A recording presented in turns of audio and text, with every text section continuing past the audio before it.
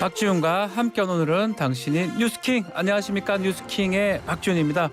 오늘 아침 전국 곳곳에서 비가 또 눈이 내리고 있습니다. 서울 등 수도권에는 적은 비가 내리고 낮에는 갤 것 같습니다. 현재 서울 기온 3도이고 낮에는 8도까지 오릅니다.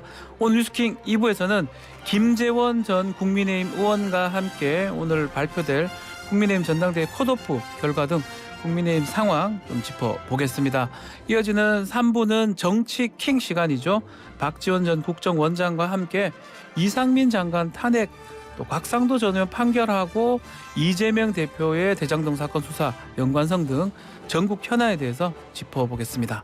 4부는 당대표 시간입니다. 홍문표 의원, 김경엽 의원과 함께 국민의힘 전당대회, 또 김건희 여사 특검법 등 전국 현안에 대한 이야기 들어보겠습니다.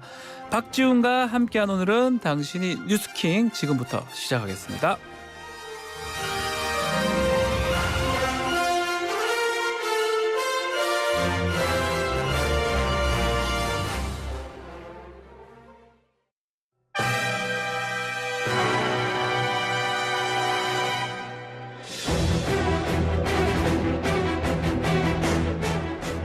오늘도 뜨거운 이슈 시원하게 풀어보겠습니다. 킹스맨 김수민 사평론가 나오셨습니다. 안녕하십니까? 네, 반갑습니다. 자, 먼저 튀르키예 또 시리아 강진 소식부터 전해드리겠습니다. 현재 상황 좀 정리해 주실까요?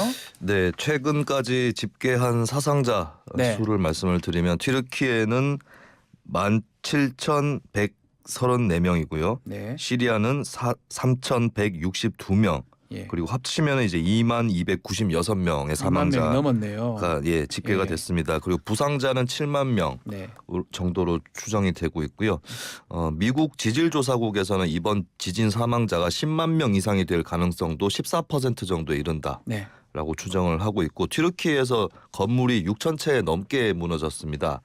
그래서 잔해에 갇힌 사람들이 많이 있을 것이다 라고 추정이 되고 있고, 또 72시간이라고 하는 골든타임을 넘겼기 때문에 튀르키예에서도 튀르키예에서만 치더라도 상당히 많은 추가적인 집계가 있을 것이다. 네. 이렇게 전망이 되고 있습니다. 자, 이런 가운데 튀르키예 당국의 늑장 대응을 비판하는 목소리가 커지고 있네요.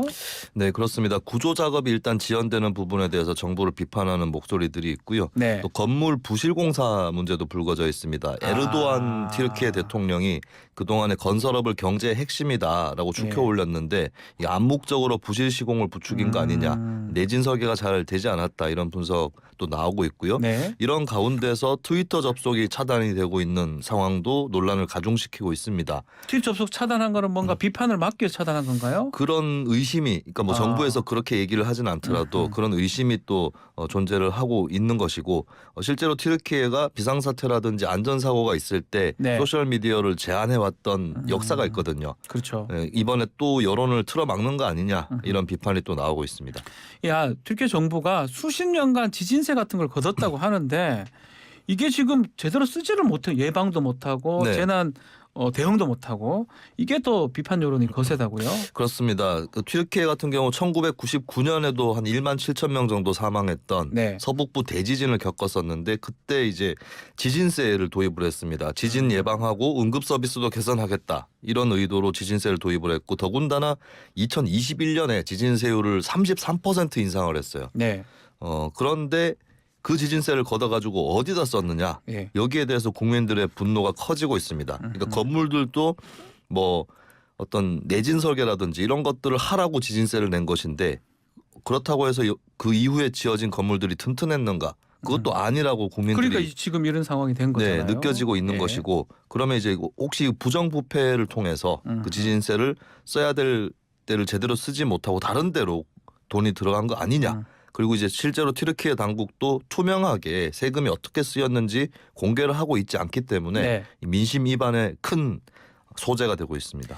지금 에르도안 대통령이 얘기를 했는데 5월에 조기 대선을 한다고요? 네. 그래서 지금 혹시나 정부를 비판하는 글도 많고 이런 여러 가지 이 상황이 생긴 거 아니냐 이런 얘기도 있습니다. 네, 현재 여러 뭐 야당 정치인들 네. 포함해서 국민 여론 비판이 크기 때문에 에르도안 대통령이 일단은 이 정도 규모의 재난에 미리 대비한 것은 불가능하다라는 해명을 내놓고 있고 네. 지금 필요한 것은 단합이다라고 말은 하고 있는데 네. 이런 단합이 물론 이런 천재지변에 대응을 하고 수습을 하고 극복을 하는 과정에서 단합이 중요할 텐데 일부 국민들이 느끼기에는 비판의 목소리들을 차단하기 위해서 단합을 강조하는 거 아니냐. 그렇죠. 이렇게 또 의심이 되는 거고 이게 역설적으로 1999년 지진의 여파로 에르도안 대통령이 그때 당시의 정권 심판 여론에 힘입어서 집권을 했거든요. 그리고 20년 동안 장기 집권을 해왔는데 네. 이번에 큰 고비를 맞았다. 본인을 지진으로 당선시켰다가 지진으로 그렇죠. 낙선시킬 수 있다 이렇게 네. 얘기할 수 있겠네요. 그런 고비가 찾아왔다라고 하는 것이 대체적인 관측입니다. 자, 한편 우리 대한민국 김구 구호대가 지금 튀르키예에 갔고 연이어 생존자를 구조했다라는 소식도 들려옵니다. 네, 튀르키예 중에서도 하타이 주의 네. 안타키아 주거지 쪽에서 이제 구조 활동을 하고 있는데요. 5층 건물이 무너져 있는 가운데서 40세인 마흐메 씨를 구조를 했고요. 그리고 2살 딸입니다. 루즈 양 또 구조를 하고 이어서 이제 배우자인 어머니인 라와 씨도 구출을 하는데 성공을 했다. 이런 소식이 전해졌습니다. 네, 더 좋은 소식 들려오면 좋겠고요. 윤석열 대통령은 튀르키예 대사관을 찾아갔습니다. 네, 윤 대통령 이 자리에서 튀르키예 국민들이 좌절과 슬픔을 극복하고 일어날 수 있도록 우리나라가 최선을 다해 돕겠다. 일정 기간이 지나면 구조대원들이 교대하도록 추가로 구조대를 보내겠다라고 밝혔습니다. 자, 우리 국민 5명도 안전하다는 소식도 전해졌습니다. 자, 튀르키예 강진 소식은 계속해서 YTN TV와 라디오를 통해서 전달해 드리겠습니다. 자, 다음 소식은 국민의힘 전당대회 이야기입니다. 자, 이제 한 달 안 남았습니다. 3월 네. 8일까지. 자, 84만 명의 선거인단이 이제 확정이 됐는데 자, 하나하나 좀 얘기를 좀 해보죠. 84만 명. 이 당심 100%로 치러지기 때문에 이 숫자가 상당히 중요할 것 같아요. 84만 명 당원. 일단 당심만으로 치러지는 선거는 국민의힘 계열 정당에서 거의 20년 만에 그렇죠. 있는 선거거든요. 그동안은 여론조사를 같이 합산을 한다거나 아니면 뭐 선거 인단을 모집을 한다거나 이런 것이 경선의 방식이었는데 네. 당원들의 투표만으로 치른다라고 했을 때 당원이 많아야 여기도 명분이 서는 거거든요. 근데 합산을 요번에 계산을 해보니까 83만 9,569명이었고 그리고 2021년에 그때 대표를 뽑았을 때의 당원이 32만 명, 3만 네. 명 이 정도 수준이었습니다. 예. 그러니까 2배 반 정도가 2배를 훨씬 넘었어요. 네. 네. 와. 그래서 2년 만에 그렇게 당원이 늘었다라고 네. 하는 것 그것이 이제 밝혀지고 있습니다. 자, 그러면 이 지금 지역별로 비율을 한번 살펴볼 필요가 있을 것 같아요. 네, 원래 영남권이 되게 많았잖아요, 국민의힘은. 그렇습니다. 네, 지금 어떻습니까? 현재 당원들 중에 영남권 당원은 39.67%고요. 수도권은 37.79%입니다. 야. 얼핏 생각하면은 수도권보다 영남권이 더 많네? 예. 라고 생각하실 수 있는데 근데 이것도 2년 전의 전당대회 시절보다는 많이 달라진 건데요. 아하. 영남권 비중이 11.6%포인트 줄었습니다. 수도권은 5.5%포인트 늘었다. 그래서 과거보다는 국민의힘 당원 중에 영남권 당원이 차지하는 비중이 줄었다. 네. 라고 하는 것. 이 부분이 좀 큰 차이일 것 같습니다. 이 달라진 지역별 구성 비율 이게 전당대회에 영향을 미치겠죠? 어느 정도는 미칠 수 있는 아. 것이 왜냐하면 이제 당원들끼리는 이념이나 생각의 차이가 조금 작은 편이잖아요. 그렇죠. 그렇다면은 투표를 할 때 지역 문제가 좀 커질 수도 있습니다. 아무래도 나하고 가까이 있는 지역 쪽이 더 친숙하게 느껴지는 그렇죠. 뭐 사람인 네. 이상 그렇죠. 예, 그런 효과가 더 예. 크기 때문에 만약에 이제 생각의 차이가 크다면 서로 간에 크다면은 뭐 지역이 중요한 게 아니고 생각을 볼 텐데 생각이 비슷비슷하면은 지역이 돋보이게 되는 거죠. 네. 그 점에서는 과거에는 이제 영남권 출신이 유리했었다라고 한다면 지금은 조금 덜 유리하다 이렇게도 해석을 할 수 있을 것 같습니다. 연령대별 구성도 한번 따져보면 여전히 2030하고 60대 비율은 네. 차이가 많이 나는 것 같습니다. 네, 이 부분이 또 변수가 될 수 있는데요. 네. 그동안에 2030 세대가 많이 가입하지 않았는가. 그래서 이번에 색다른 결과가 나올 수도 있다. 이런 그런 얘기 많이 관측도 있었는데 했었는데. 근데 막상 집계를 해보니까요. 예. 일단 18세부터 29세까지를 보면 7.78% 그렇게 큰 수치는 아닙니다. 예. 그리고 30대가 10.03%거든요. 그럼 2030을 합치면 17.81%인데 네. 물론 2년 전보다 많이 늘었습니다. 2년 전에는 11.6%였는데 네. 그래도 늘어나서 17.81%가 됐고 그러나 60대 이상의 당원이 41.32%다. 여전히 뭐 60대 네. 이상이 많네요. 국민의힘에서는. 그렇습니다. 네. 그리고 2030은 2년 전보다는 많이 늘어난 건데 그럼 네. 60대 이상은 2년 전보다 많이 줄어든 거냐? 그렇지도 않습니다. 아. 비슷비슷합니다. 2년 전에도 42%였거든요. 지금 41.3이라고 하니까 네. 그럼 거의 어떻게- 비슷하네요. 어떻게 보면 국민의힘은 이제 4050 세대 당원이 되게 작다고 봐야 되겠죠. 그렇죠. 예, 그래서 60대 이상은 또 많다. 예. 그래서 새로 들어온 당원들의 성향이라든지 연령 이런 것들을 재단할 수 없다. 이런 결과가 또 김수현 나왔습니다. 평론가 보셨을 때 이 84만 명의 선거인단 구성 면면을 볼 때 네. 누구한테 유리합니까? 이런 질문 드려도 될까요? 안철수, 김기현, 네. 김기현, 안철수 양강 구도에서. 일단 이 부분이 있어요. 그러니까 네. 새로 들어온 당원들이 왜 들어왔느냐 했을 때 저는 크게 두 부류가 있을 거라고 봅니다. 그 사이 네. 대선이 있었기 때문에 윤석열 대통령을 보고 들어온 당원들이 있을 수 있고요. 그리고 한편으로는 젊은 세대 이제 이준석 전 이준석 대표가 전 대표. 대표 네. 재직 시절이었기 때문에 어. 이 전 대표를 보고 들어온 당원들이 있을 텐데 근데 그 점에서는 근데 안철수 의원이 국민의힘에 들어오는 걸 보고 같이 따라 들어온 사람이 얼마나 될까? 아하. 예, 요걸로 본다면 안철수 의원이 좀 불리할 수 있다라고 하는 거죠. 그래서 안철수 의원 같은 경우는 이제 뭐 이런 이유로 들어온 당원, 저런 이유로 들어온 당원들의 좀 두루 표를 좀 호소를 해서 받을 수 있는 이런 방법으로 가야 될 수밖에 없는 상황입니다. 확실한 안철수 의원 표는 없을 것이다 이렇게 해석이 되는 요게 거네요. 좀 고정표가 그렇죠. 고정표 예, 있어야 되는데. 그렇습니다. 고정표 측면에서는 안철수 의원한테 불리할 수 있습니다.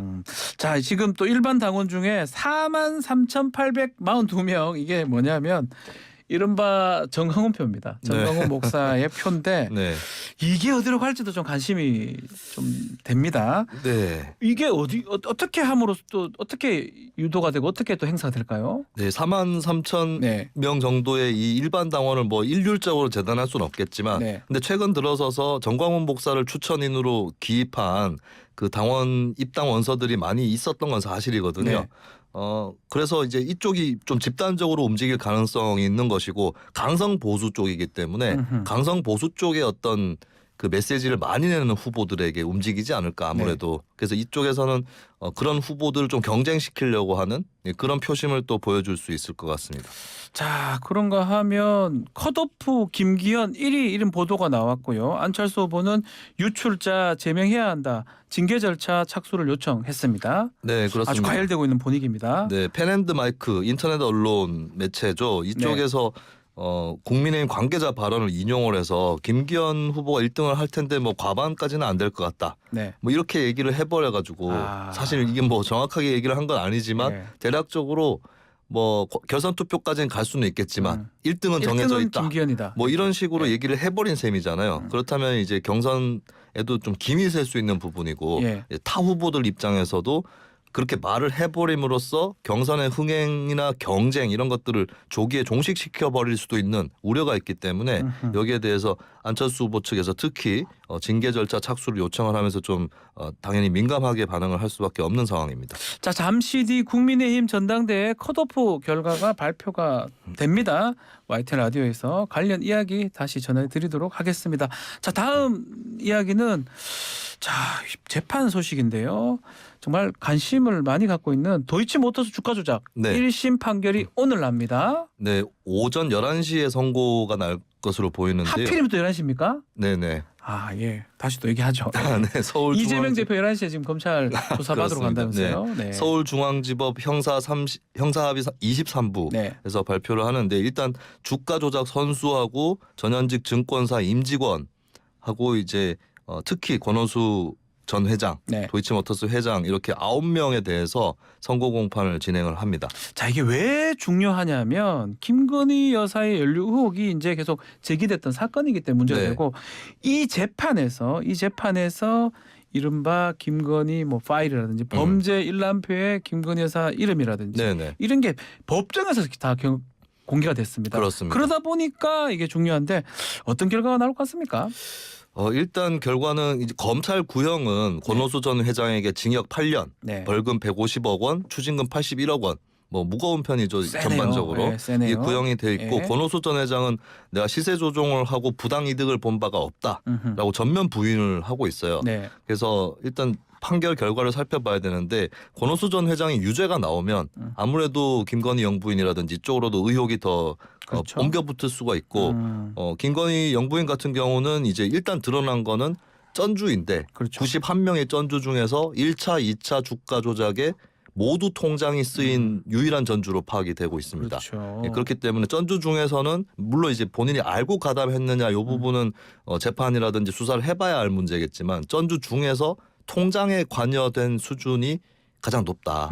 그렇다면은 주가 조작 선수라든지 기업 관계자라든지 이쪽까지 처벌을 받으면 아무래도 그 다음 수사 대상일 수밖에 없지 않느냐. 그렇죠. 뭐 이 얘기가 구조상 나오는 그렇다는 것이죠. 건데 근데 만약에 거꾸로 권오수 전 회장이 무죄가 나온다. 무죄가 나면 그러면 이제 김건희 씨라든지 이쪽 입장에서도 그러면 우리는 뭐 당연히 더 조사할 필요가 없는 예, 거죠. 그렇게 되는 것이죠. 아마 남은 거는 두 개 같아요. 무죄가 나올지 또 유죄가 나온다고 하더라도 이게 네. 포괄일죄가 될지. 왜냐하면 공소시효가 지금 문제가 돼요. 시간이 지금 애매하거든요. 네, 그것도 한번 그렇습니다. 봐야 될 것 같습니다. 네, 포괄일죄라고 하는 건 이제 여러 네. 가지의 행위들이 포괄적으로 한 개의 구성 요건에 해당해서 하나의 죄를 구성한다라고 네. 하는 건데, 그러니까 도이치모터스 주가 조작이 여러 단계에 걸쳐서 이루어졌거든요. 네. 근데 이거를 포괄일죄가 구성이 되면 결국에 공소시효가 아직까지 남아 있는 것으로 됩니다. 근데 각 단계들이 포괄일죄가 구성이 안 되고 각각으로 분리를 하게 되면은 네. 공소시효가 2021년에 만료가 되는 거거든요.